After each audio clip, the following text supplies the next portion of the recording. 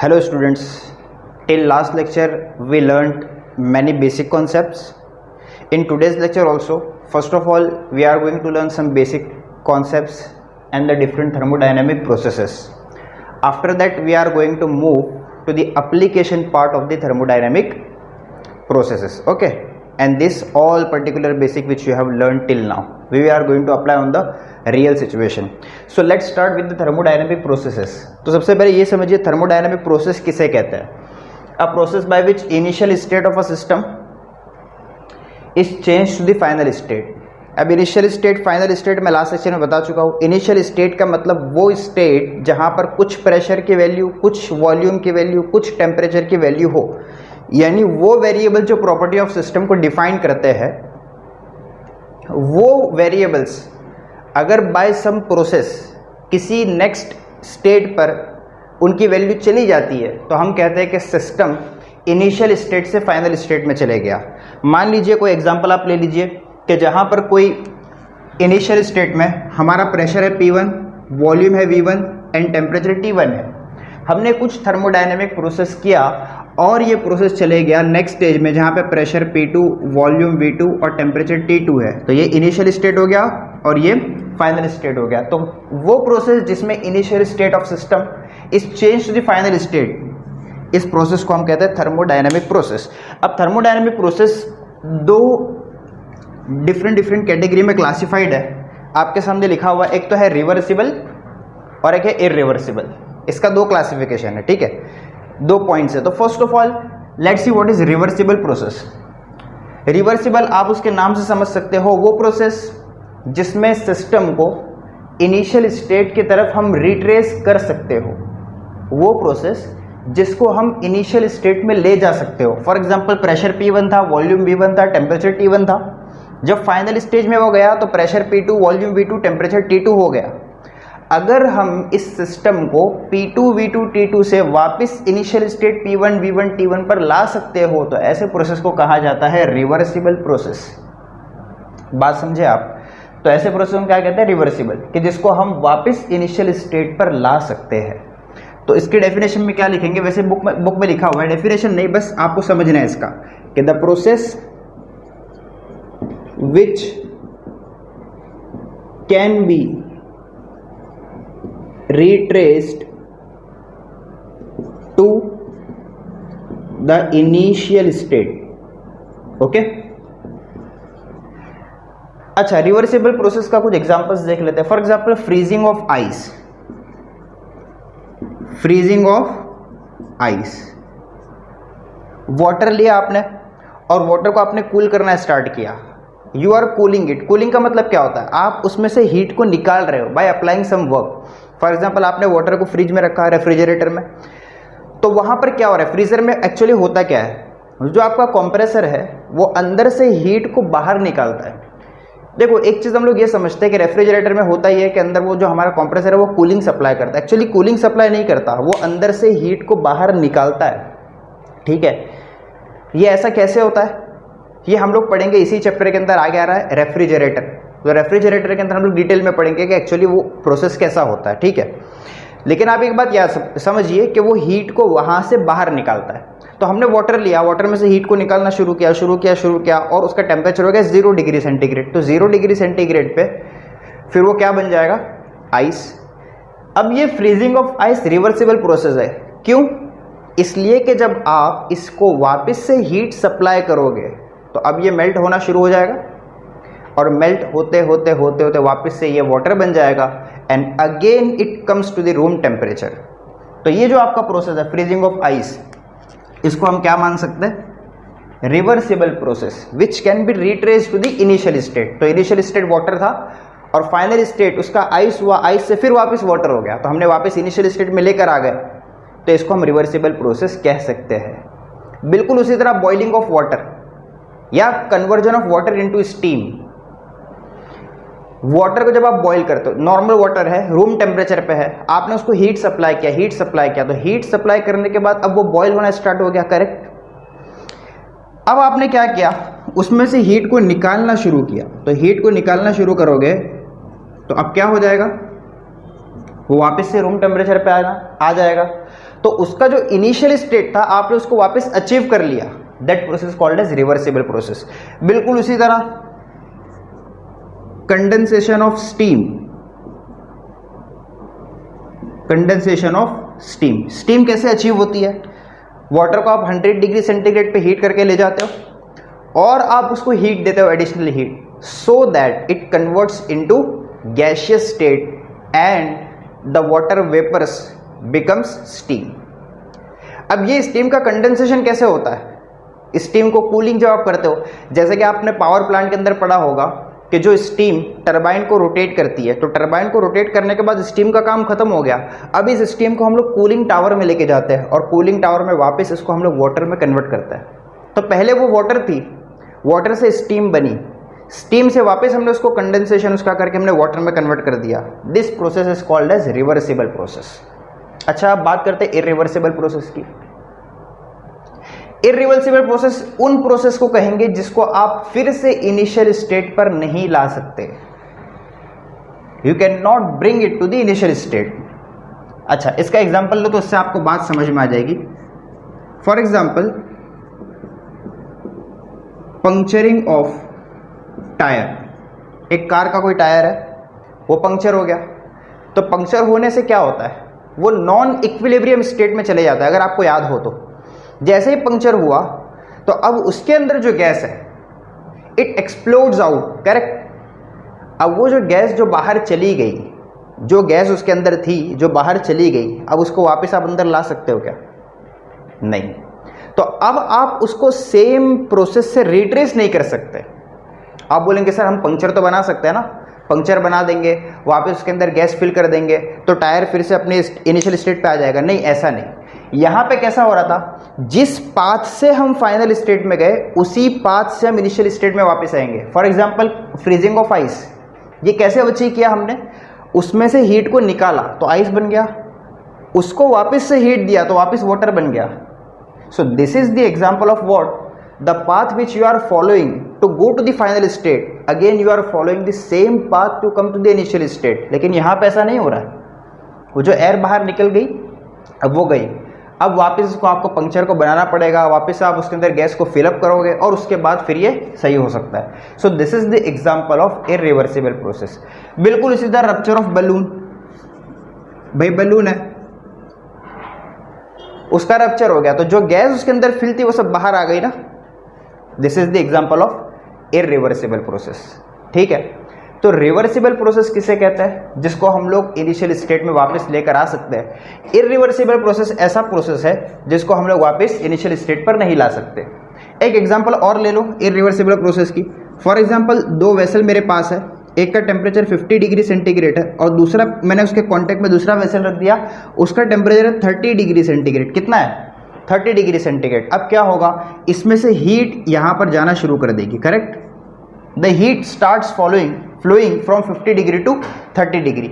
अब ये हीट कब तक फ्लो होगी? ये उस वक्त तक फ्लो होगी जब तक दोनों का टेम्परेचर सेम ना हो जाए। जैसे ही दोनों का टेम्परेचर सेम हो गया, अब हीट फ्लो बंद हो जाएगी। अब मुझे आप एक बात बताओ, मान लो हीट फ्लो होते होते दोनों का टेम्परेचर आ गया, इसका 50 से कम होके हो गया 40 और इसका 30 से बढ़ के 40 हो गया। ठीक है, दोनों 40 पे आ गए। मुझे वापस से ये अचीव करना है, इसको 50 पे लाना है और इसको 30 पे ले जाना है। क्या करोगे आप? क्या आपके पास कोई रास्ता है इसको वापस से लाने का? नहीं। This is the example of irreversible process. हाँ, आपको अगर उसको लाना है वापस तो आपको कुछ वर्क डन करना पड़ेगा, वो अलग कहानी हो जाएगी। ठीक है, लेकिन this is the example of irreversible process. तो बात समझ में आ गई अच्छे से? अच्छा, रिवर्सिबल प्रोसेस जो है वो 100% रिवर्सिबल भी नहीं है। मैं क्या बताना चाहता हूं, ध्यान से सुनिए। हमारे पास एक सिस्टम है जिसका नाम हमने रखा है क्वाजी स्टैटिक सिस्टम। ध्यान से सुनना, क्वाजी स्टैटिक सिस्टम। ये सिस्टम है क्या एक्चुअली? आप ध्यान से समझ लीजिए। ये सिस्टम हमने अज्यूम किया हुआ सिस्टम है। This is an ideal system. कैसा सिस्टम है? आइडियल। आइडियल सिस्टम होने का मतलब यह है कि प्रैक्टिकली, अगर प्रैक्टिकल सेंस में बात करें तो ऐसा कोई सिस्टम हमारे पास होता नहीं है। क्वाजीस्टैटिक नाम सिस्टम नाम की कोई चीज़ हमारे पास प्रैक्टिकली होती नहीं है, ये एक आइडियल सिस्टम है। ये क्या बताता है actually? Quasistatic system says that a system in which the process occurs in infinitesimally slow time। मेरी बात ध्यान से सुनना, मैं एक ग्राफ से बता रहा हूँ आपको। फॉर एग्जांपल मैंने आपके सामने बनाया है एक डायग्राम, और इस डायग्राम को देख के आप इजीली बता सकते हो कि this diagram is nothing but PV diagram.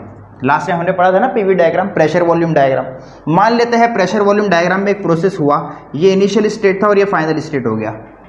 इसको हम दे देते हैं नंबर 1 और इसको हम लिख देते हैं नंबर 2।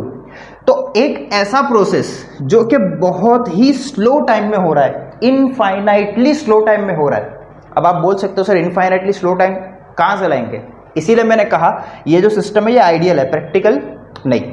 तो इनफाइनाइटली स्लो टाइम में इस तरह से हो रहा है कि at each and every step this process is in equilibrium. For example मैं इस ग्राफ को बांट दूं 1 2 3 4 5 6 7 8 9 10 11। I have divided this graph into 11 or 12 stages, correct? Then at each and every stage, this particular system is in equilibrium. Equilibrium में होने का क्या मतलब है? मैंने लास्ट टाइम में इक्विलिब्रियम डिस्कस किया था, मैंने आपको बताया था mechanical equilibrium, thermal equilibrium, chemical equilibrium. 3 condition अगर अचीव हो गई तो हम कहते हैं कि थर्मोडायनामिक सिस्टम हमारा इक्विलिब्रियम में है। बिल्कुल उसी तरह यहाँ पे भी हर स्टेज पर ये सिस्टम कैसा है? इक्विलिब्रियम में है, ऐसा हम मानते हैं। तो अगर ये इक्विलिब्रियम में है तो ऑब्वियसली ये रिवर्सिबल होगा। इक्विलिब्रियम में है मतलब क्या? इसका जो इनिशियल स्टेट है वही फाइनल स्टेट है, मतलब final state initial state same है हर स्टेप पे, मतलब ये प्रोसेस इक्विलिब्रियम में है। और ऐसे सिस्टम को कहते हैं क्वाजीस्टैटिक सिस्टम। सर ये सिस्टम बनाया क्यों गया जब रियल में एग्जिस्ट नहीं करता? ये बनाया इसलिए गया ताकि रिवर्सिबिलिटी को 100% जो फॉलो करता है सिस्टम वो क्वाजीस्टैटिक है। बाकी जितने सिस्टम मैंने यहाँ पे लिखा वो कुछ हद तक रिवर्सिबल है, 100% रिवर्सिबल नहीं है। आप रियली में जितने सिस्टम से डील करते हो सारे के सारे सिस्टम में कुछ ना कुछ लॉसेस होते हैं। हम थ्योरेटिकली पढ़ने के लिए उनको रिवर्सिबल मानते हैं। फॉर एग्जांपल गाड़ी का पिस्टन, ऑटोमोबाइल के अंदर जो इंजन के अंदर जो पिस्टन होता है, एक्चुअली मैं हीट इंजन टॉपिक के अंदर उसको डिटेल में समझाऊंगा। वो जो पिस्टन होता है वो मूव करता रहता है, वो हीट भी लेता है, हीट को रिजेक्ट भी करता है, उसको हम रिवर्सिबल मानते हैं। बट वो 100% रिवर्सिबल नहीं होता। क्यों? क्योंकि गाड़ी का जो एग्जॉस्ट होता है, अंदर गैस ब्लास्ट हुई, गैस ब्लास्ट होने के बाद पिस्टन मूव हुआ, उसके बाद जो गैस बाहर निकली एग्जॉस्ट के थ्रू वो एटमॉस्फेयर में वेस्ट हो जाती है हीट के फॉर्म में। तो वहाँ पे प्रैक्टिकली जब हम लोग की सिचुएशन लेते हैं तो वहाँ पे लॉसेस होते हैं। और जब भी हीट लॉस प्रोसेस के अंदर होगी या प्रोसेस नॉन इक्विलिब्रियम स्टेट में होगा तो वहाँ पे रिवर्सिबिलिटी अचीव नहीं हो सकती। ऐसे प्रोसेस को हम इरिवर्सिबल नहीं कह सकते, वो इरिवर्सिबल ही होता है। फिर उसको वापस इनिशियल स्टेट में लाने के लिए कुछ वर्क डन करना पड़ता है।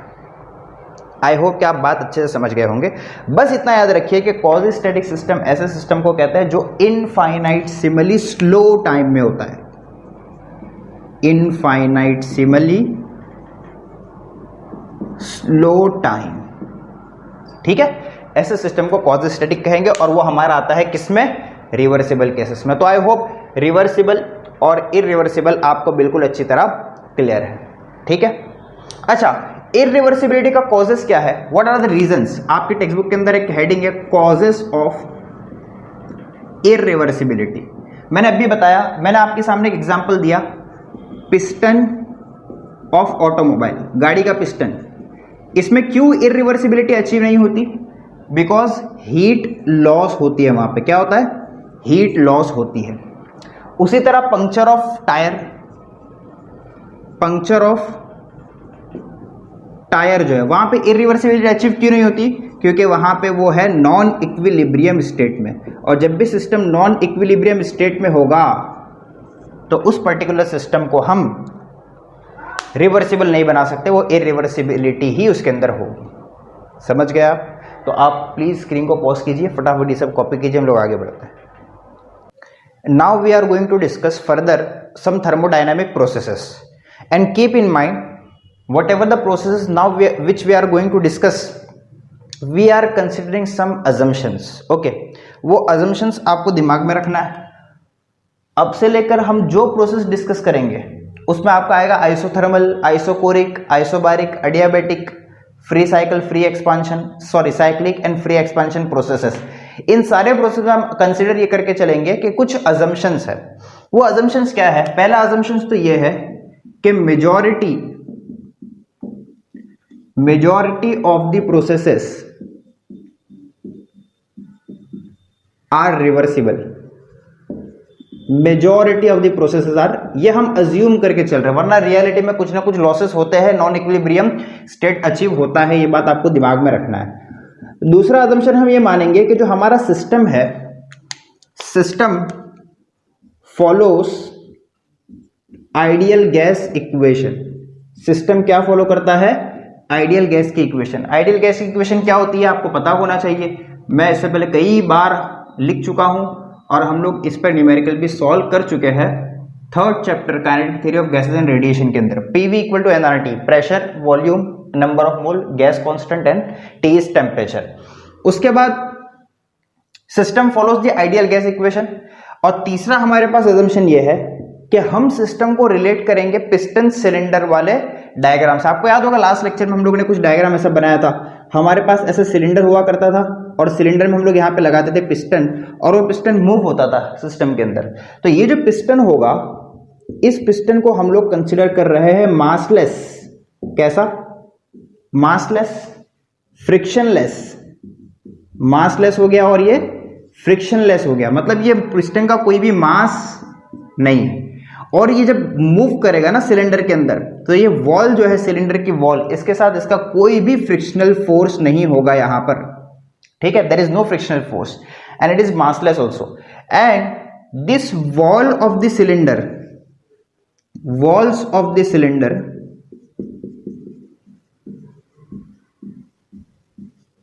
this wall of the cylinder can be thermal conductor और insulator। थर्मल कंडक्टर और थर्मल इंसुलेटर, मतलब हम जब चाहेंगे तो इस वॉल को हम थर्मल कंडक्टर मान लेंगे, जैसा कि हम मानेंगे पहले ही प्रोसेस में जिसका नाम है आइसोथर्मल प्रोसेस। आइसोथर्मल प्रोसेस के अंदर हम लोग इसको क्या मानेंगे? Thermal conductor. और थर्मल इंसुलेटर हम मानते हैं एक प्रोसेस में, जो लास्ट प्रोसेस में पढ़ाऊंगा आपको, sorry third last, adiabatic process, उसके अंदर हम लोग इसको थर्मल इंसुलेटर मानेंगे। तो ये कुछ अजम्पशंस है जो आपको अज्यूम करके चलना है to study further thermodynamic processes. Now let us start with the first process.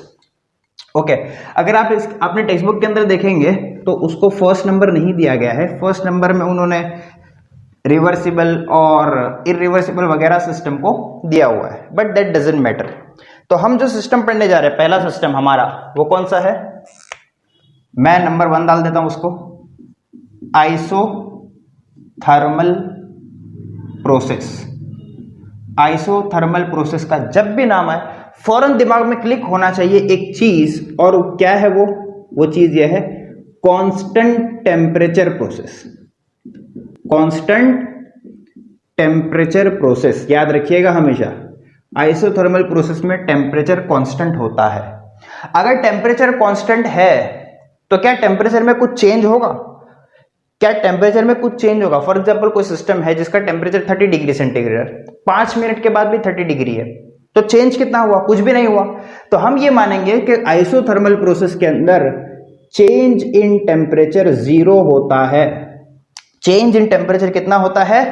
0। याद रखना, आइसोथर्मल प्रोसेस मतलब constant temperature process, constant temperature मतलब चेंज इन टेम्परेचर 0 है। सर कोई एग्जांपल है इसकी? बिल्कुल एग्जांपल है। For example melting of ice. Melting of ice, एक आइस का आप क्यूब ले लीजिए। अब ये आइस है तो टेम्परेचर कितना होगा? 100 डिग्री सेंटीग्रेड है। अब इसका मेल्टिंग हो रहा है, मेल्ट होते होते ये बच गया इतना सा। मैं आपसे पूछूं कि इस आइस का टेम्परेचर कितना है? बाकी का सारा पानी बन गया और ये अभी इतना बचा हुआ है।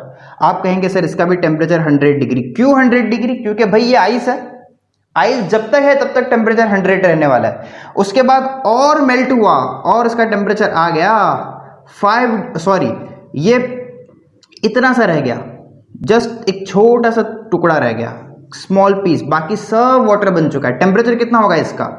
Obviously sorry, if this is ice temperature is 0 degree, sorry if it is ice temperature is 0 degree, 100 degree बताओ स्टीम बन जाएगा। If it is ice temperature is 0 degree. अब अगर ये छोटा सा टुकड़ा रह गया तो इसका भी टेम्परेचर कितना होगा, 0 डिग्री सेंटीग्रेड, करेक्ट ना। तो जब तक ये आइस है तब तक टेम्परेचर इसका 0 डिग्री मेंटेन रहेगा। फाइनली ये पूरा का पूरा वाटर बन गया और जस्ट अभी बना है, पूरा का पूरा वाटर जस्ट अभी बना है, मतलब पूरा मेल्ट हो गया, तो भी इसका टेम्परेचर 0 होगा। अब उसका टेम्परेचर आहिस्ता आहिस्ता आहिस्ता बढ़ना शुरू होगा, जस्ट अभी पानी बना है तो, ठीक है, वरना फिर फाइनल इसका टेम्परेचर बढ़ना शुरू होगा। वो लेटेंट हीट का कॉन्सेप्ट आएगा जो 11th में हम लोग पढ़ चुके हैं, ठीक है, अभी हम लोग उसको डिस्कस नहीं करते। तो जब तक मेल्टिंग हो रही थी टेम्परेचर कितना था, 0 0 0, मतलब टेम्परेचर कांस्टेंट था कि नहीं था। This is the example of isothermal process. अब आइसोथर्मल प्रोसेस का थोड़ा सा एनालिसिस करते हैं, आइसोथर्मल प्रोसेस पे थोड़ी सी पीएचडी करते हैं, ठीक है। तो आप लोग लिखेंगे analysis of isothermal process, analysis of isothermal process. बच्चों एनालिसिस के अंदर हम लोग को 2-3 चीजें ही फाइंड करना है। सबसे पहले हम लोग को एनालिसिस के अंदर आपको जो चीज फाइंड करना होता है वो फाइंड करना होता है Q, amount of heat supplied कितना हुआ। आपको फाइंड करना होता है चेंज इन इंटरनल एनर्जी कितनी हो रही है, और फाइनली आपको ये निकालना होता है कि वर्क डन कितना हो रहा है। बस एनालिसिस के अंदर हम लोग को यही चीजें फाइंड करना है आइसोथर्मल प्रोसेस में। सिर्फ आइसोथर्मल की बात नहीं है, कोई भी प्रोसेस है बस यही 3-4 काम करने होते हैं। अच्छा आप ध्यान से देखोगे तो Q, डेल्टा U और W इनमें कुछ रिलेशन है। First law of thermodynamics last lecture अगर आप याद करोगे तो आपको पता होना चाहिए amount of heat supplied is change in internal energy plus work done.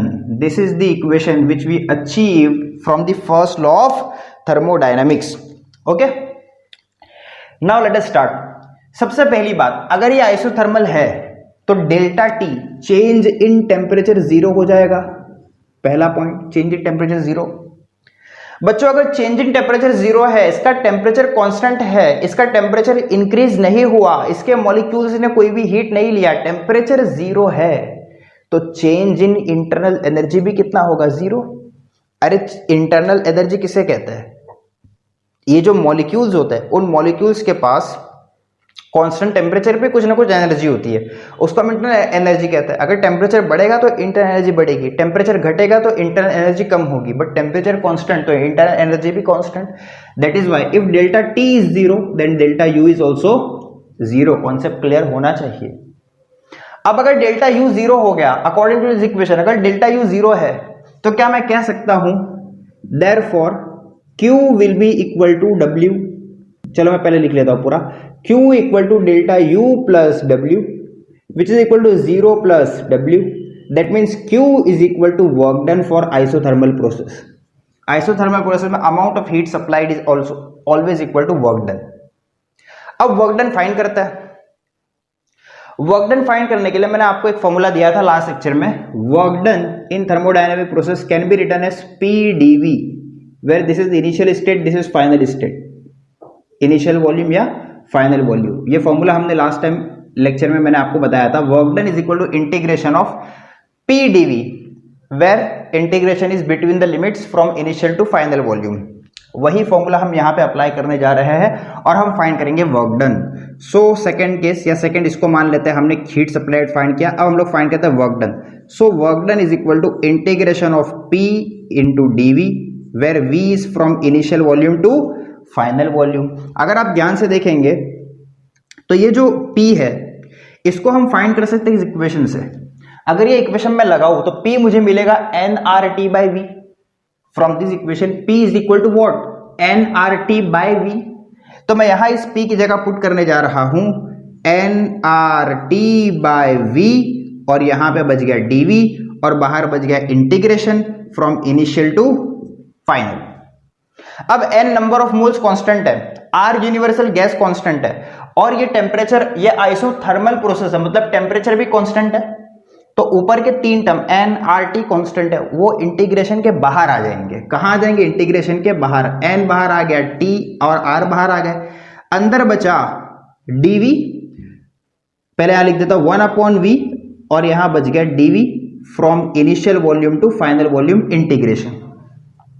अब आपने इंटीग्रेशन पढ़ा नहीं है, डेफिनेट इंटीग्रल जब भी आप पढ़ोगे उसके बाद आप यहां पर आकर उसको फिर से एक बार ये वीडियो देखोगे तो आपको अच्छे से समझ में आएगा। अभी आपने कुछ पढ़ा नहीं है, तो मैं आपसे प्लीज रिक्वेस्ट करूंगा कि जब भी डेफिनेट इंटीग्रल आपका हो जाए फौरन आपको यहां पे आके इस वीडियो को देखना है। अभी मैं ये समझ के चलता हूं कि आपने डेफिनेट पढ़ लिया है, ठीक है, तो पढ़ लिया है, उसके हिसाब से मैं आपको समझाने जा रहा हूं। Integration of 1/v dv is always equal to log of v, is always equal to log of v। तो ये स्टेप का कंटिन्यूएशन मैं यहां पे लिख रहा हूं, nrt बाहर एज इट इज हो गया, इंटीग्रेशन लगाया तो 1/v dv का इंटीग्रेशन हो जाता है log of v, log of v, और यहां पे मुझे डालना पड़ेगा लिमिट। क्या डालना पड़ेगा? लिमिट। लिमिट क्या है? इनिशियल से final. Now just put the limit and get the answer. तो nrt एज इट इज हो गया, पहले अपर लिमिट पुट की जाती है, तो अपर लिमिट है ln as it is, upper limit है vf, उसके बाद माइनस किया जाता है और लोअर लिमिट पुट की जाती है। ये हमारा आंसर आ गया। प्लीज जब इंटीग्रेशन पढ़ोगे तो समझ में आ जाएगा, अभी शायद नहीं आएगा, टेंशन मत लेना, ठीक है। ये ln क्या है? ln is natural logarithm. What is ln? Natural logarithm. Natural logarithm मतलब क्या?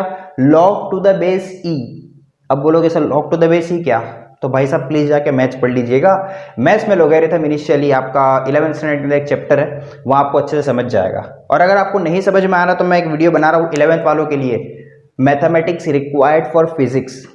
वो वीडियो 11th का जो मैं अभी लेक्चर अपलोड कर रहा हूँ वहां पे, तो वहां पे वो पूरी सीरीज आप देख लीजिए, मैथमेटिक्स रिक्वायर्ड फॉर फिजिक्स। तो वहां पे जितना बेसिक मैथमेटिक्स जो फिजिक्स के लिए रिक्वायर्ड है वो मैंने जमा करके वहां पे ऑलरेडी डाल दिया है। इनफैक्ट मैं डाल रहा हूं, तो वो आप देख लेंगे तो आपको इंशाल्लाह ये सारी चीजें में कोई दिक्कत नहीं होगी, उसमें डेरिवेटिव इंटीग्रेशन सब है।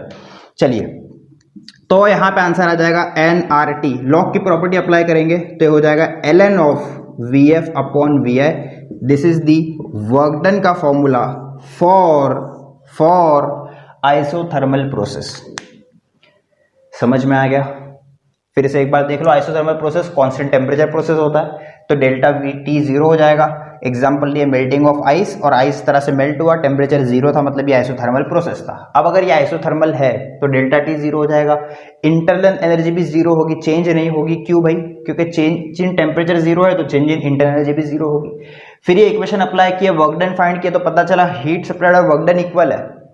फिर हमने वर्क डन को फाइंड किया using this analysis, and this is our final answer. Screen को पॉज करो, सब कुछ अच्छे से कॉपी करो। प्लीज रिमेंबर, जब डेफिनेट इंटीग्रल हो जाएगा तो आप यहां पे आके फॉर श्योर इसको देखोगे। चलो कॉपी करो।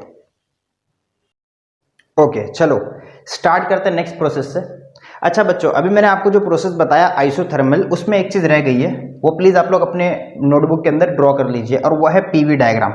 हर प्रोसेस का आपको पीवी डायग्राम बनाना है। पीवी डायग्राम मतलब प्रेशर वॉल्यूम डायग्राम। मान लेते हैं ये प्रेशर यहाँ पे हमने ले लिया, सॉरी प्रेशर हम लोग यहाँ पे लेंगे और वॉल्यूम यहाँ लेंगे पीवी डायग्राम के अंदर। मान लेते हैं ये इनिशियल स्टेट, ये फाइनल स्टेट। तो आइसोथर्मल प्रोसेस का ग्राफ ऐसे होता है, it goes like this. This is the graph of isothermal process. इसको क्या बोलेंगे हम लोग? Isothermal process. और इस आइसोथर्मल प्रोसेस की क्या खास बात है? इसमें PV is equal to constant होता है। पीवी इज इक्वल टू क्या होता है बच्चों? कॉन्स्टेंट। अरे हमने अभी देखा, हमारी इक्वेशन है पीवी इक्वल टू एनआरटी ना, तो एन कॉन्स्टेंट, आर कॉन्स्टेंट, ये तो नंबर ऑफ मोल्स है, और ये तो यूनिवर्सल गैस कॉन्स्टेंट है, तो टेम्परेचर भी कॉन्स्टेंट है आइसोथर्मल के हिसाब से, इसलिए पीवी जो होता है हमारा वो होता है कॉन्स्टेंट। पीवी क्या होता है बच्चों? कांस्टेंट। अगर पीवी कांस्टेंट है तो आप एक चीज यहां इससे लिख सकते हो, P initial times V initial is equal to P final times V final. ये एक्सप्रेशन आप लिख सकते हो, याद रखना इसको। हमारा जो वर्क डन का फॉर्मूला आया था, work done is equal to nRT ln of VF upon VI, उसको हम PI अपॉन PF के फॉर्म में भी लिख सकते हैं, ठीक है। तो ये आइसोथर्मल प्रोसेस का ग्राफ है। मान लेते हैं यहाँ पे वॉल्यूम था इनिशियल, और यहाँ पे आते आते वॉल्यूम हो गया हमारा फाइनल, और यहाँ पे हमारा प्रेशर था, प्रेशर इनिशियल, और यहाँ पे pressure final. This graph shows isothermal process.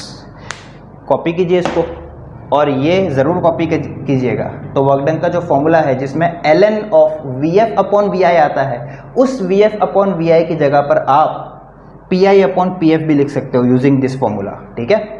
तो कंफ्यूज मत होना, ऐसा फॉर्मूला कभी आपको किसी बुक में मिल जाए तो। अब हम लोग स्टार्ट करने जा रहे हैं नेक्स्ट प्रोसेस से, और हमारा नेक्स्ट प्रोसेस है आइसोकोरिक प्रोसेस। नाम लिख लीजिए ध्यान से, डाल देते हैं इसको नंबर 2। प्रोसेस का नाम है आइसोकोरिक प्रोसेस। आइसोकोरिक प्रोसेस का मतलब क्या सर? आइसोकोरिक प्रोसेस का मतलब कांस्टेंट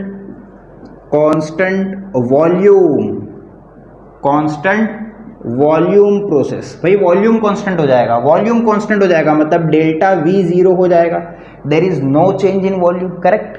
सो आइसोकोरिक प्रोसेस के अंदर चेंज इन वॉल्यूम जीरो होता है because it is constant volume process. अब अगर ये कांस्टेंट वॉल्यूम प्रोसेस है तो इसका हम लोग एनालिसिस करेंगे। तो यहाँ पे हम लोग हेडिंग डालेंगे थर्मोडायनामिक एनालिसिस। थर्मोडायनामिक एनालिसिस क्या एनालिसिस करना है? यही से शुरू करना है कि अगर ये कांस्टेंट वॉल्यूम प्रोसेस है मतलब डेल्टा वी इसका जीरो हो गया। बच्चों अगर डेल्टा वी जीरो है तो व्हाट अबाउट वर्क डन? अगर ध्यान से देखो तो वर्क डन का हमने फॉर्मूला लिखा था, work done is equal to integration of P dV, where dV is change in volume. But according to this process मान लेते हैं यहाँ पे V initial V final limit भी डाला है आपने, तो अगर पी और चेंज इन वॉल्यूम जीरो है, अगर चेंज इन वॉल्यूम तो जीरो मल्टीप्लाइड बाय प्रेशर तो जीरो हो गया, तो आइसोकोरिक प्रोसेस में वर्क डन कितना हो जाता है? जीरो। वर्क डन कितना हो गया बच्चों? जीरो। और अगर लॉजिकली सोच के देखो, मान लो ये आपका सिलेंडर है और सिलेंडर के अंदर मान लेते हैं यहाँ पे आपका पिस्टन है और यहाँ पे जो वॉल्यूम सिलेंडर के अंदर है वो चेंज नहीं हो रहा है, मतलब पिस्टन ने बाहर जा रहा है ना अंदर जा रहा है, तो कुछ भी वर्क डन होगा क्या? There is no movement of the piston, that means work done is zero in isochoric process. ठीक है, और यहां से भी आप समझ सकते हो कि अगर चेंज इन वॉल्यूम जीरो है तो zero multiplied by anything is zero, that means work done zero हो गया। अगर वर्क डन जीरो है तो according to this equation Q is equal to delta U plus W। Q is equal to delta U plus W कितना है? Zero. सो isochoric process के अंदर Q आपका डेल्टा U के इक्वल होता है। Q किसके इक्वल होता है? डेल्टा U के इक्वल। चलो अब फाइंड करते हैं कि ये Q होता कितना है भाई साहब, ये Q होता कितना है। अगर आपको याद होगा काइनेटिक थ्योरी ऑफ गैसेस तो हमने पढ़ा था heat supplied at constant volume का formula, heat supplied at constant volume, और हमने फॉर्मूला देखा था Q is equal to NCV/dt। Q is equal to NCV/dt, where N number of moles of the gas, CV is specific heat at constant volume, and dt is change in temperature. So I can write from this equation heat supplied का formula हमारे पास है NCV/dt। अगर एक number of मोल के लिए लेंगे तो N 1 हो जाएगा, तो कभी कभी आपको CV/dt भी मिल सकता है, तो कंफ्यूज मत होना, कभी कभी N नहीं मिलेगा, तो N नहीं मिलेगा तो समझ लेने का हम लोग वहां पे कंसीडर कर रहे हैं एक नंबर ऑफ मोल के लिए। ठीक है, हम लोग n नंबर ऑफ मोल के लिए मानेंगे तो फॉर्मूला आएगा NCV/dt, n number of mole, CV is specific heat at constant volume, dt is change in temperature. अब कॉमन सेंस की बात है, अगर Q इतना है तो डेल्टा U भी इतना होगा, तो आप लिख सकते हो delta U change in internal energy is equal to NCV/dt। और इससे आपको एक बात समझ में आ गई कि आइसोकोरिक प्रोसेस के अंदर हम लोग जितना भी हीट सिस्टम को देते हैं वो सिस्टम क्या करता है, उस हीट के जरिए अपनी इंटरनल एनर्जी को बढ़ाता है, क्योंकि वर्क तो जीरो है ना, वर्क डन तो करता ही नहीं है। वर्क डन करेगा तो वॉल्यूम चेंज हो जाएगा, वॉल्यूम चेंज होगा तो आइसोकोरिक नहीं रहेगा, वो उसको आइसोकोरिक रहना है, वॉल्यूम को कांस्टेंट रखना है, तो वर्क डन नहीं करेगा। वर्क डन नहीं करेगा तो हीट का क्या करेगा, वो अपनी इंटरनल एनर्जी को बढ़ाएगा। अब बात करते हैं इसके पीवी डायग्राम की। पीवी डायग्राम मैंने कहा था सबका बनाना है आपको, तो मान लेते हैं कि यहाँ पर प्रेशर है और यहाँ पर वॉल्यूम है। इसका पीवी डायग्राम कैसा होगा? लॉजिकली सोचो, अगर वॉल्यूम कांस्टेंट है, अगर वॉल्यूम कांस्टेंट है तो मान लेते हैं हमारे पास ये इनिशियल स्टेज है और ये फाइनल है। ठीक है, अगर मैं ग्राफ को ऐसे बनाऊं तो मान लो ये इनिशियल वॉल्यूम, ये फाइनल वॉल्यूम। देखो इनिशियल से फाइनल वॉल्यूम चेंज हो रहा है कि नहीं, लेकिन हमें वॉल्यूम को चेंज करना है नहीं, हमें वॉल्यूम को सेम रखना है। तो हम लोग इस ग्राफ को ऐसे बनाएंगे, कैसे? We are drawing the graph like this. ये हमारा हो जाएगा, मान लेते इनिशियल पॉइंट और ये हो जाएगा फाइनल पॉइंट। तो इनिशियल पॉइंट में, या फिर इसको मान लेते इनिशियल प्रेशर, क्योंकि ये प्रेशर की एक्सिस को डिनोट कर रहा है ना, और ये हमारा हो जाएगा फाइनल प्रेशर P फाइनल। आप देख सकते हो पूरे प्रोसेस में वॉल्यूम कांस्टेंट है, वॉल्यूम नहीं चेंज हो रहा है, चेंज क्या होगा? प्रेशर। वॉल्यूम को कुछ भी फर्क पड़ने वाला नहीं है। So this is PV diagram of isochoric process. Copy each and everything and move to the next process. Okay, now next process we are having isobaric process या आइसोबैरिक प्रोसेस, जो भी पढ़ो। इस प्रोसेस में क्या होने वाला है, इस प्रोसेस का एक और नाम है, नाम क्या है इसका, constant pressure process, isobaric. Constant pressure है मतलब चेंज इन प्रेशर कितना होगा, 0। अब यहां पे बच्चों ध्यान रखना, चेंज इन प्रेशर 0 है, चेंज इन वॉल्यूम 0 नहीं है। यानी वो प्रोसेस है जो कांस्टेंट प्रेशर पर हो रहा है। हम गैस का प्रेशर कांस्टेंट रख रहे हैं, तो अगर प्रेशर कांस्टेंट रखोगे तो चेंज इन वॉल्यूम कुछ ना कुछ होगा, चेंज इन वॉल्यूम 0 नहीं होगा, ठीक है। क्योंकि अगर आप प्रोसेस में हीट सप्लाई कर रहे हो, मान लो आप हीट सप्लाई कर रहे हो, मतलब हीट सप्लाई भी 0 नहीं है, यानी हीट सप्लाई 0 नहीं है, you are supplying some heat. तो हीट सप्लाई करने के बाद गैस की प्रॉपर्टी है वो एक्सपांड होना चाहेगी। जब वो गैस एक्सपांड होना चाहेगी तो आपको पिस्टन भी थोड़ा थोड़ा ऊपर करना पड़ेगा, क्योंकि आपको प्रेशर कांस्टेंट रखना है।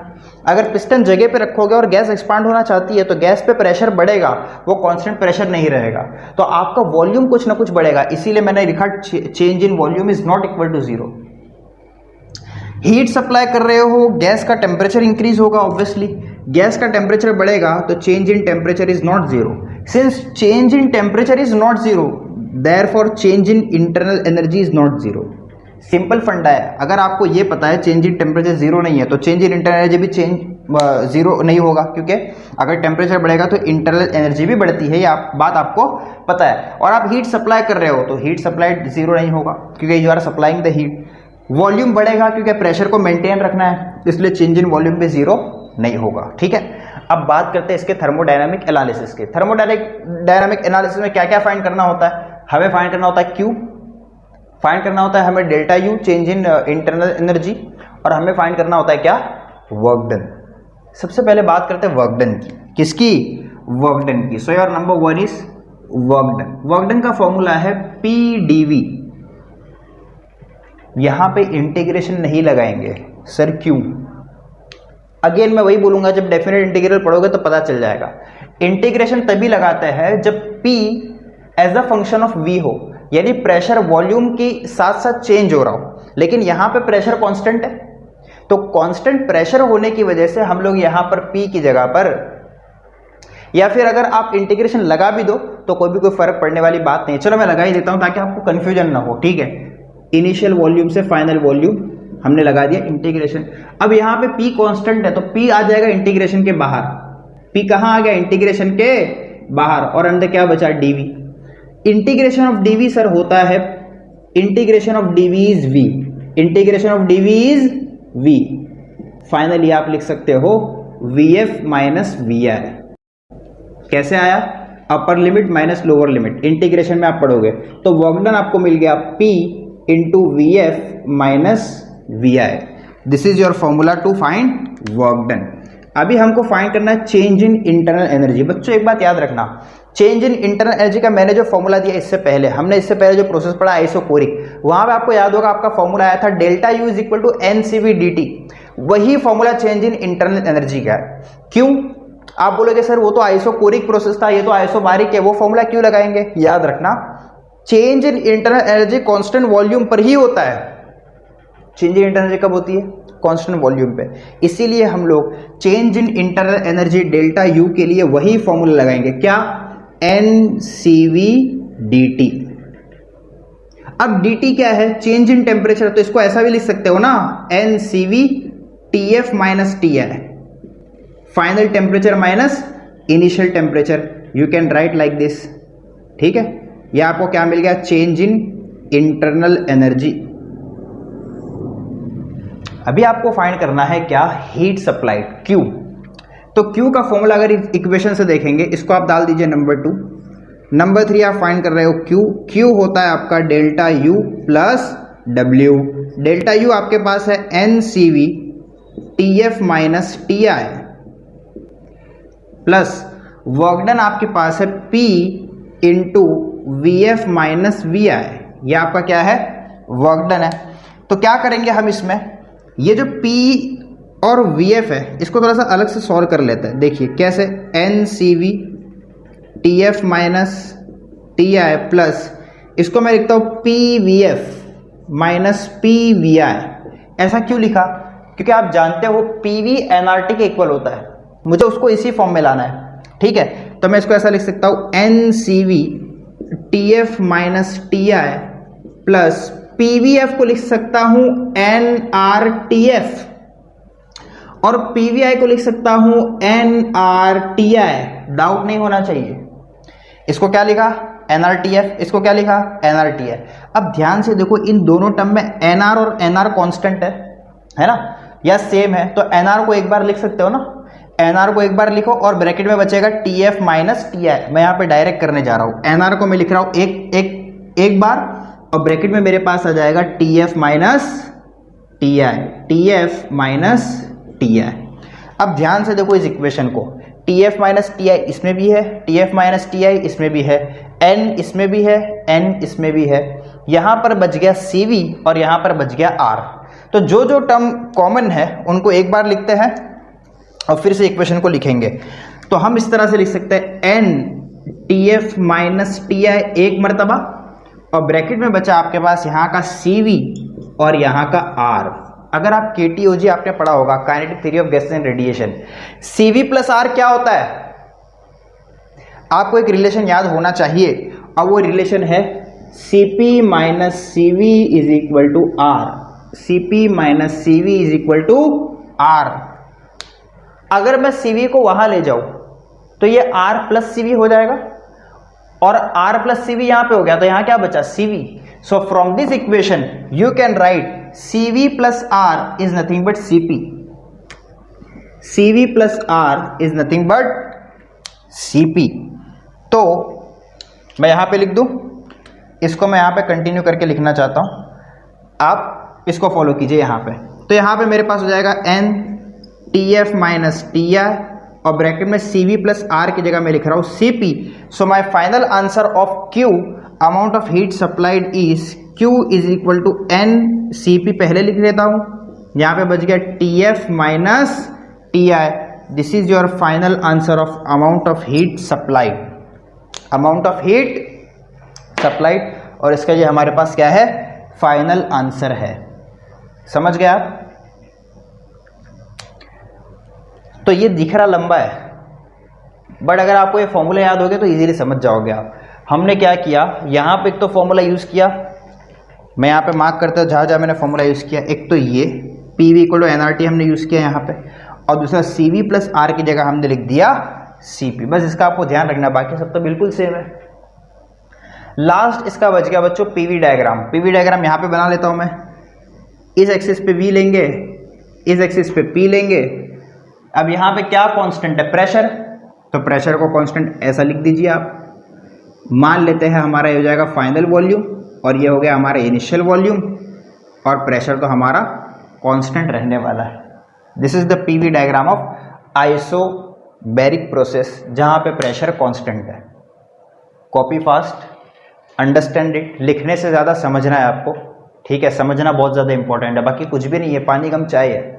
अगर आप ये सब समझ गए ना प्रोसेस को अच्छे से, और ये बेसिक फॉर्मूले याद हो गए आपको, तो कुछ भी डिराइव कर सकते हो आप इससे, कुछ भी मुश्किल नहीं है। ये जितने बेसिक फॉर्मूले लिखे हो सब याद होने चाहिए आपको। चलो कॉपी करो। Next process is adiabatic process. अभी एडियाबैटिक प्रोसेस में क्या होता है? एडियाबैटिक प्रोसेस आपका है कांस्टेंट हीट प्रोसेस। क्या?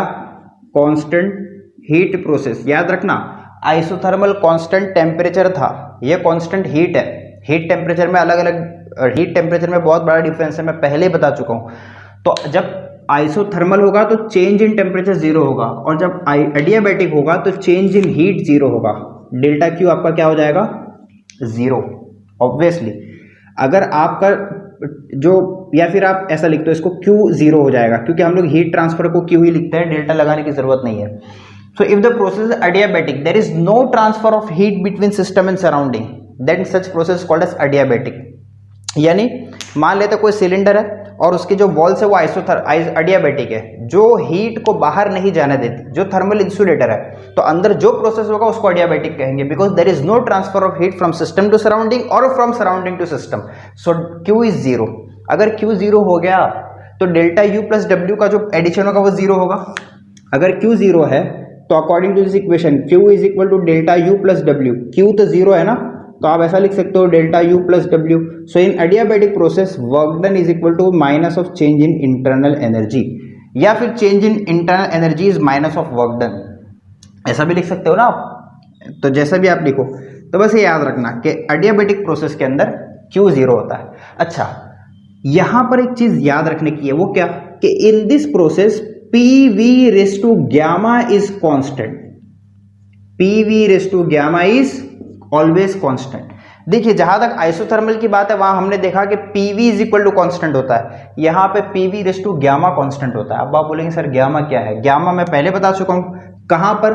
Kinetic theory of gases and radiation में हमने पढ़ा था। Gamma is nothing but adiabatic ratio. Adiabatic ratio का फॉर्मूला आपको पता होना चाहिए, ऑब्वियसली आप जानते होंगे, हमने पढ़ा है काइनेटिक थ्योरी में। गामा का फॉर्मूला है Cp upon Cv। Gamma is written as Cp upon Cv। Specific heat at constant pressure divide by specific heat at constant volume is called as gamma. अच्छा सर, ये gamma के बारे में अगर आपने पढ़ा होगा तो पॉलीएटॉमिक, डायएटॉमिक और मोनोएटॉमिक के लिए हमने पढ़ा था। तो कैन यू रिमेंबर ये जो गामा है पॉलीएटॉमिक गैस के लिए कितना होता है? अगर मैं यहां पे उसकी वैल्यू लिखना चाहूं, फॉर मोनोएटॉमिक गैस मतलब हीलियम, आर्गन वगैरह, तो इन गैसेस के लिए आपका गामा कितना होता है?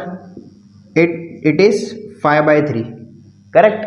फॉर डायएटॉमिक मतलब आपका कौन हो गया, उसके अंदर ऑक्सीजन आ जाएगा, या फिर वो जो मोनोएटॉमिक H2 है ना, उनके लिए आपका गामा कितना होता है? 7/5। बट आपको ये बात पता होना चाहिए, हम लोग इसमें वाइब्रेशन कंसिडर नहीं करते। मैं यहाँ पे लिख देता हूं, विदाउट कंसिडरिंग वाइब्रेशन कंसिडर करोगे तो उसमें फिर एक वाइब्रेशनल डिग्री ऑफ फ्रीडम आएगा और इसका जो गामा होगा वो बढ़ जाएगा। ये सारे डिटेल KTOG में पढ़ चुके हैं हम लोग, यहाँ पे बस खाली उसका एक ब्रशअप हो रहा है। उसके बाद होता है हमारे पास फॉर पॉलीएटॉमिक का गामा होगा, गामा इज इक्वल टू 8/6। आप बोलेंगे सर हमने तो वहां पे 4/3 पढ़ा था। 4/3 ही है, वहां पे आपने पढ़ा होगा 4 + F upon 3 + F, where F is vibrational. यहां पे हम लोग वाइब्रेशनल को कंसीडर नहीं कर रहे, विदाउट कंसिडरिंग व्हाट? वाइब्रेशन को कंसिडर नहीं करना है। वाइब्रेशन को कंसिडर किए बगैर हम लोग इसको वैल्यू को लिख रहे हैं। तो 8/6 को आप 4/3 भी लिख सकते हो। आपका गामा क्या हो गया पॉलीएटॉमिक के लिए? 4/3। एनीवे, थर्मोडायनामिक एनालिसिस का इसका रिलेशन नहीं है, ये बस आपको याद होनी चाहिए वैल्यूज। तो हम बात कर रहे थे कि इस प्रोसेस में हमारा Q जीरो होता है एंड डेल्टा U W के या W is equal to minus of delta U के इक्वल होता है। तो हमें यहाँ पे W और डेल्टा U ही फाइंड करना है। क्या फाइंड करना है? W and delta U। Delta U कितना होगा? देखो, अगर डेल्टा U की डायरेक्ट हम बात करें तो मैं आपको पहले बता चुका हूं कि हमारा जो डेल्टा U होता है वो हम कांस्टेंट वॉल्यूम से निकालते हैं, CVDT से। किससे निकालते हैं? CVDT। यहां पर N नहीं है, इसका मतलब साफ है कि हम लोग इसको कंसिडर कर रहे हैं 1 मोल के लिए, या N लगा दो कोई फर्क नहीं पड़ता। So delta U is equal to N CVDT। Let us find work done from its formula is PdV। Formula क्या है? PdV from initial volume to final volume. अच्छा, अब P की जगह P की वैल्यू डालते हैं हम लोग। अगर इस इक्वेशन से आप ध्यान से देखें तो P आपको क्या मिलेगा? From this equation you can get P is equal to some constant divide by V raise to gamma, है ना। P is equal to constant divide by V raise to gamma. मैं यहाँ पे P की जगह वही लिख रहा हूँ, some constant number divide by V raise to gamma dV। ठीक है, अब यहाँ पे ध्यान से देखना, कांस्टेंट को बाहर ले लो, कांस्टेंट बाहर आ गया तो इंटीग्रेशन के अंदर क्या बचा? इंटीग्रेशन के बाद अंदर आपको बचेगा 1 upon V raise to gamma और dV। बच्चों जो 1 upon V raise to gamma है, इसको मैं V रेस टू गामा को ऊपर ले जाऊं तो क्या मैं इसको v raise to minus gamma लिख सकता हूं? मैंने यहां पे डायरेक्ट स्टेप किया है, आप डायरेक्ट मत करना, एक स्टेप बढ़ा देना वरना कंफ्यूज हो जाओगे। मैंने इसको लिख दिया v raise to minus gamma, limit लगा दो इनिशियल वॉल्यूम से फाइनल वॉल्यूम। अच्छा, v raise to minus gamma का इंटीग्रेशन के फॉर्मूले होता है minus gamma plus 1 upon minus gamma plus 1। वहां पे आप फॉर्मूला पढ़ोगे इंटीग्रेशन में x raise to n plus 1 upon n plus 1, same formula यहां पे यूज किया गया है, दूसरा कुछ भी नहीं है, तो टेंशन लेने की जरूरत नहीं है। तो मैंने इंटीग्रेशन अप्लाई किया, इंटीग्रेशन अप्लाई करने के बाद हम लोग यहां पे लगा देंगे लिमिट इनिशियल वॉल्यूम से फाइनल वॉल्यूम, और हमारा जो कांस्टेंट है ये बाहर एज इट इज कॉपी होगा, उसमें कुछ भी चेंज होने वाला नहीं है। ठीक है, ओके। नाउ इसको अब फर्दर मॉडिफाई करना है। कैसे मॉडिफाई करना है ध्यान से देखिएगा। ये जो नीचे माइनस गैमा प्लस 1 है, माइनस गैमा प्लस 1 है, इसको मैं कैसा लिखने जा रहा हूं? I am writing it as 1 minus gamma. 1 minus gamma लिखो, कोई फर्क पड़ने वाला नहीं है, करेक्ट। और ये जो ऊपर है ना, इसकी जगह हम लोग लिमिट पुट कर देते पहले, और हमारा सी यहां पे आ जाएगा इसके ऊपर मल्टीप्लीकेशन में। ये पूरा का पूरा मैथमेटिक्स है, कुछ भी नहीं है इसमें फिजिक्स जैसा। फिजिक्स यहीं पे खत्म हो गई, फॉर्मूला डाला आपने, इंटीग्रेशन किया, वहां पे फिजिक्स खत्म। यहाँ पे पूरा पूरा मैथमेटिकल एनालिसिस है, तो आपको थोड़ा सा बेसिक मैथ्स आना चाहिए। Minus gamma plus 1 minus V I minus gamma plus 1, कैसे हो गया ये? Upper limit minus lower limit, upper limit minus lower limit. Now C upon 1 minus gamma बाहर एज इट इज रहने दो। ये जो V F raise to minus gamma plus 1 है, क्या मैं ऐसे लिख सकता हूं? माइनस बाहर कॉमन और अंदर ब्रैकेट में आ जाएगा गैमा माइनस 1। ब्रैकेट में क्या लिखा मैंने? Gamma minus 1।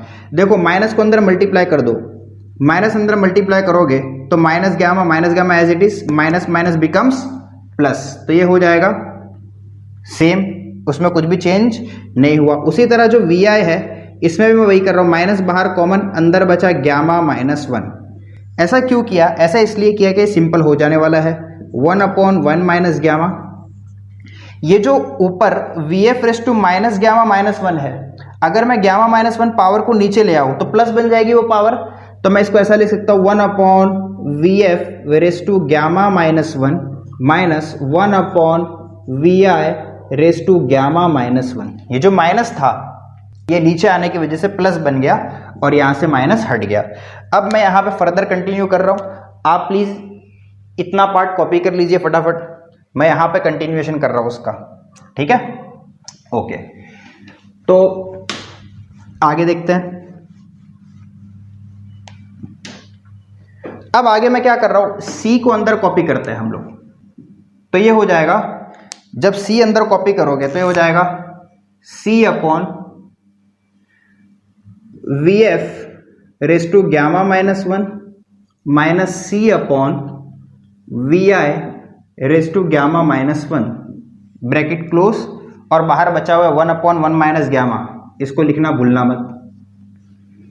अब ये जो सी है बच्चों, मैंने यहां पे एक फॉर्मूला लिखा था कि P V raise to gamma constant है। इस केस में P V raise to gamma constant है।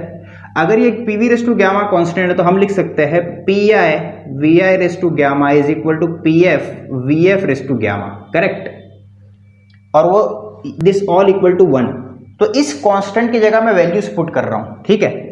तो सी की जगह क्या रख सकते हैं हम? P F V F raise to gamma, और नीचे आ गया V F raise to gamma minus 1, minus C की जगह क्या रख रहा हूं यहाँ पे? P I V I raise to gamma, और नीचे हमारे पास है V I raise to gamma minus 1, bracket ऐसा, और 1 माइनस गैमा। अब यहां पे इसके आगे क्या करेंगे? देखो ये जो V F raise to gamma minus 1 है, अगर मैं उसको ऊपर लाऊं, ध्यान से देखना ये step, V F raise to gamma ऊपर एज इट इज रहने दो, ये नीचे V F raise to gamma minus 1 है, अगर मैं उसको ऊपर लाऊंगा तो ये बन जाएगा V F raise to minus gamma plus 1, ऊपर आके वही बन जाएगा कि नहीं? पक्का ना?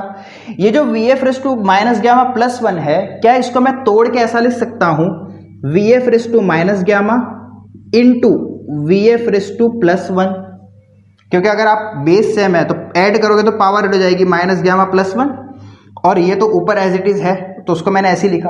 अब अगर आप देखेंगे तो V F raise to plus gamma और V F raise to minus gamma cancel हो गया, ऊपर बचेगा वी एफ रेस टू 1, क्या बचेगा, Vf⁻1। तो यहाँ पे मैं 1/1 माइनस गामा को बाहर लिखता हूँ एज इट इज। ऊपर मेरे पास Pf तो एज इट इज है, साथ में आ गया Vf⁻1, 1 को लिखने की जरूरत नहीं है। यहाँ पे वही होगा, Pi एज इट इज होगा और यहाँ पे आ जाएगा Vi⁻1। ये हमारा वर्क डन का फॉर्मूला आया। ये जो फॉर्मूला है ये Pf Vf के फॉर्म में है, लेकिन आप जानते हो कि Pv को nRT लिखा जा सकता है। Pv को क्या लिख सकते हैं हम लोग, nRT। और अगर 1 मोल के लिए कंसिडर करो, सिंगल मोल के लिए, तो फिर n नहीं आएगा। तो सिंगल मोल के लिए हम लोग कंसिडर करते हैं और फॉर्मूले को मॉडिफाई करता है। तो Pv की जगह क्या आ जाएगा, RT। लेकिन R तो कांस्टेंट है, T वेरिएबल होगा, तो जहां पे F है वहां पे TF आ जाएगा, और जहां पे I है वहां पे TI आ जाएगा, और R हमारा कांस्टेंट है। तो same formula can be written as 1/1 minus gamma PV equal to nRT।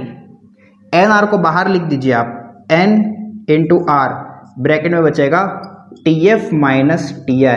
This is the formula for work done. तो दो फॉर्मूले, एक प्रेशर वॉल्यूम के फॉर्म में और एक टेम्परेचर के फॉर्म में। This formula shows work done in adiabatic process, work done in adiabatic process. अब यहाँ पे एक चीज रह गई है और वो है पीवी डायग्राम। पहले आप ये कॉपी कर लीजिए, ये आप कॉपी कर लो, ये स्टेप जो इस स्टेप से इस स्टेप पे हम लोग कैसे गए उसका एक्सप्लेनेशन है, कॉपी कर लो। यहाँ पे पीवी डायग्राम बना रहा हूं मैं, ये स्टेप याद रखना जो इसके प्रोसेस के अंदर आ रहे हैं, ठीक है। Okay, so let's draw P V diagram. V यहां पे आ जाएगा, पी यहां पे आ जाएगा। अडियाबैटिक प्रोसेस के अंदर पीवी डायग्राम हमारा ऐसे बनता है, this is initial state and this is final state. यहां पे इनिशियल और यहां पे फाइनल, ठीक है। This graph shows adiabatic. Adiabatic मतलब यहां पे आप लिख सकते हो, अडियाबैटिक को शो करने के लिए PV raise to gamma constant है, PV raise to gamma constant है। This is the graph of adiabatic process. Isothermal का भी वैसे ही ग्राफ है, आपने देखा होगा, आइसोथर्मल का भी वैसा ही है, अडियाबैटिक का भी वैसा है, खाली दोनों के इंक्लिनेशन में थोड़ा सा डिफरेंस आएगा। जो आइसोथर्मल होगा उसका इंक्लिनेशन थोड़ा सा ज्यादा होगा, अडियाबैटिक का इंक्लिनेशन थोड़ा सा ऐसा होगा, ठीक है। बाकी दोनों में डिफरेंस कुछ नहीं है। यहाँ पे P V raise to gamma constant होता है और आइसोथर्मल में पीवी कांस्टेंट होता है, ठीक है। ये किसके लिए है, आइसोथर्मल के लिए, और ये किसके लिए है, अडियाबैटिक के लिए। पीवी डायग्राम्स आपके टेक्स्ट बुक के अंदर भी बने हुए हैं, वहां से भी आप नोट कर सकते हो, ठीक है, वहां से भी आप ड्रॉ कर सकते हो, कंफ्यूज मत होना। तो फटाफट स्क्रीन को पॉज करके सब कुछ कॉपी कीजिए, बहुत इजी है। खाली आपको इंटीग्रेशन अगर आपको आ गया तो आपको पूरा का पूरा स्टेप समझ जाएगा, कुछ भी आपको डिफिकल्टी नहीं होगी। एंड मार्क माय वर्ड्स, ये आपको एग्जाम में पूछा जा सकता है, what is adiabatic process and explain the thermodynamic analysis of adiabatic process. इसका पूछते हैं, अडियाबैटिक और आइसोथर्मल का पूछते हैं, बाकी सबका पता नहीं है, बाकी सब हो सकता है पूछे भी ना पूछे, लेकिन अडियाबैटिक और आइसोथर्मल का पूछते हैं। सो प्लीज रिमेंबर, प्रैक्टिस कर लेना 2-3 टाइम्स, तो इंशाल्लाह ग्रिप आ जाएगी आपको। चलो कॉपी करो। Your next process is cyclic process. Cyclic process किसे कहता है, वो प्रोसेस जो सिस्टम को इनिशियल स्टेट पर वापस लेकर आ जाता है। द सिस्टम, आप लिख लीजिए, the system which returns the process to its initial state is called as cyclic process. Cyclic process के अंदर क्या होगा, साइक्लिक प्रोसेस जब सिस्टम को इनिशियल स्टेट में वापस लेकर आ जाएगा तो सिस्टम की जो इंटरनल एनर्जी है वो चेंज नहीं होगी। अरे इनिशियली जो उसका प्रेशर टेम्परेचर था, फाइनल प्रेशर टेम्परेचर भी वही है, तो इंटरनल एनर्जी जो शुरू में थी वही फाइनल होगी, तो change in internal energy zero होगा। अगर change in internal energy zero हो गया तो according to this formula your Q will be equal to W, your Q is equal to W। इसका थर्मोडायनेमिक एनालिसिस सिंपल है, Q equal to W होगा। Cyclic process adiabatic भी हो सकता है, आइसोथर्मल भी हो सकता है, वो हम अभी आगे डिटेल में हीट इंजन और रेफ्रिजरेटर के अंदर देखेंगे, आप टेंशन मत लो। आप डायरेक्ट इसका पीवी डायग्राम देखो, यह हमारे पास V है और ये हमारे पास P है। तो मान लेते कोई सिस्टम यहाँ से शुरू हुआ, वो यहाँ पे गया और वापस वो यहाँ पे आ गया, तो मान लो वो यहाँ से यहाँ तक गया, फिर वापस यहाँ से यहाँ आया, ये इसका पहला स्टेट है, ये दूसरा स्टेट है, दूसरे से वापस पहले पे आ गया। तो बच्चों आप ध्यान से देखोगे तो यहाँ पे वॉल्यूम होगा, फाइनल वॉल्यूम मान लेते हैं, या वॉल्यूम 2 मान लो आप, और यहाँ पे इनिशियल वॉल्यूम है। 1 से लेके 2 तक वॉल्यूम बढ़ रहा है या घट रहा है? 1 से 2 तक आने में वॉल्यूम बढ़ रहा है, मतलब वर्क डन पॉजिटिव है। कितना वर्क डन होगा? तो आप बताएंगे sir work done will B area under P V curve. जब ये 2 से 1 पे जाएगा, जब 2 से 1 पे जाएगा तो देखोगे कि वॉल्यूम कम हो रहा है। वॉल्यूम कम हो रहा है मतलब वर्क डन नेगेटिव है। कितना वर्क डन हो रहा है? आप बोलेंगे sir work done will B area under this graph now, area under this graph. तो कौन सा एरिया बड़ा है? 2 से 1 पे जाने के एरिया बड़ा है या 1 से 2 पे आने का एरिया बड़ा है? Common sense, if you go from 2 to 1 then area under P V curve is more, that means work done is negative. Work done कैसा है इस केस में? Work done is negative. लेकिन बच्चों अगर आप साइकिल को रिवर्स कर दो तो, फॉर एग्जाम्पल ये पीवी कर्व ऐसा बना हुआ है ना, और आप इसको ऐसा बना रहे हो कि you are going from here to here and then you are returning from this side, और इसको आप मान लो 1, इसको आप मान लो 2। अब देखो क्या हो रहा है, अब जब आप वॉल्यूम 1 से वॉल्यूम 2 में जाओगे पहले स्टेज में, तो एरिया बढ़ रहा है, सॉरी वॉल्यूम बढ़ रहा है। वॉल्यूम बढ़ रहा है मतलब वर्क डन 1 से 2 पे आने का पॉजिटिव होगा और 2 से 1 में जाने का नेगेटिव होगा। So what be total work done? Total work done will be work done from here to here, that is area under this curve minus area under this curve, correct? And in this case the work done will be positive. This is the cyclic process. यानी अगर cyclic process इस तरह से होगी anti clockwise, अगर anti clockwise cyclic process हो रहा होगा तो वर्क डन नेगेटिव होगा, और अगर क्लॉकवाइज साइक्लिक प्रोसेस है यहां से यहां फिर यहां से यहां तो वर्क डन पॉजिटिव होगा। ये बात याद रखना। ये जो डायरेक्शन है ये कैसा है? क्लॉकवाइज, और ये कैसा है? एंटी क्लॉकवाइज, या इसको आप काउंटर क्लॉकवाइज भी कह सकते हो। This is all about cyclic process. आप बोलेंगे सर ये साइक्लिक प्रोसेस कहाँ होता है? जितने भी हमारे थर्मोडायनेमिक प्रोसेस हम लोग जो रियल लाइफ में यूज करते हैं, जैसे हमारा हीट इंजन हो गया, हमारा रेफ्रिजरेटर हो गया, या हीट पंप हो गया, this all devices are working on cyclic process. ठीक है? सो साइक्लिक प्रोसेस कॉम्बिनेशन होता है, बहुत सारे प्रोसेस का कॉम्बिनेशन भी हो सकता है, या सिंपल 2 प्रोसेस का कॉम्बिनेशन भी हो सकता है। ठीक है? वो हम लोग वहां पर डिटेल में पढ़ेंगे। तो ये आपका एक प्रोसेस था। लास्ट प्रोसेस है बच्चों आपका जिसको आपको स्टडी करना है, और वो है आपका फ्री एक्सपांशन। क्या? Free expansion. फ्री एक्सपांशन का एग्जांपल है rupture of ball, rupture of football ले लो आप, या सिंबल आप बॉल बोलो, या फिर आप बोल सकते हो puncture of tyre, puncture of tyre. ये जो प्रोसेसेस है, ये प्रोसेसेस है फ्री एक्सपांशन के एग्जांपल। फ्री एक्सपांशन में क्या होता है? जो गैस होती है वो फ्रीली एक्सपांड होती है। अच्छा, इसमें कोई वर्क डन होता है क्या? इसमें कोई पिस्टन वगैरह है? पिस्टन वगैरह कुछ भी नहीं है, मतलब इसका वर्क डन कितना हो गया? 0। अच्छा, ये जो प्रोसेस है ये एनवायरनमेंट से कोई हीट भी एक्सचेंज नहीं करता, तो इसका जो हीट ट्रांसफर है वो भी 0 है। अब अगर वर्क डन 0 हो गया, हीट ट्रांसफर 0 हो गई, तो डेल्टा यू कितना हो गया? डेल्टा यू भी 0 हो गया। इसका वर्क डन भी 0, हीट ट्रांसफर भी 0, इंटरनल एनर्जी का चेंज भी 0। इस प्रोसेस का PV diagram does not exist. PV diagram does not, इसका पीवी डायग्राम होता ही नहीं है। इसका पीवी डायग्राम प्लॉट नहीं कर सकते क्योंकि फ्री एक्सपांशन है। आप कैसे पीवी डायग्राम को बनाओगे? पीवी डायग्राम बनाने के लिए आपके पास प्रॉपर इनिशियल स्टेट होना चाहिए, प्रॉपर फाइनल स्टेट होना चाहिए, but here non equilibriumity is there and that's why the PV diagram of free expansion is not possible. Also you can just draw the initial and final state. हम क्या कह सकते हैं इसका हम सिर्फ बना सकते हैं इसका initial state and final state. Only initial state and final state can be drawn, ठीक है? तो इस तरह के प्रोसेस को हम लोग फ्री एक्सपांशन कहते हैं। तो आज के लेक्चर में हम लोगों ने जितने प्रोसेस पढ़े बच्चों आपको अच्छे से आना चाहिए।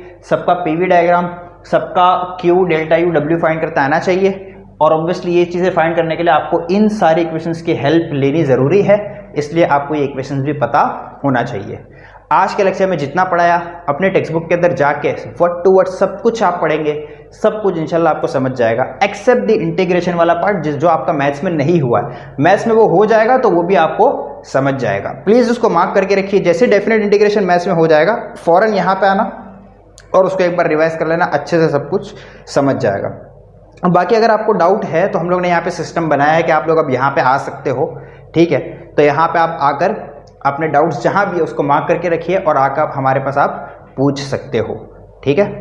तो रिमेनिंग जो पार्ट है, अब आगे जो पार्ट है वो पूरा एप्लीकेशन है, जहाँ हम लोग इसको अप्लाई करेंगे हीट इंजन में, रेफ्रिजरेटर में, हीट पंप वगैरह में, जो कि बहुत ज़्यादा इंपॉर्टेंट है। तो हम लोग उसको नेक्स्ट लेक्चर में कवर अप करेंगे, ठीक है। तो स्टडी करते रहिए, बाय।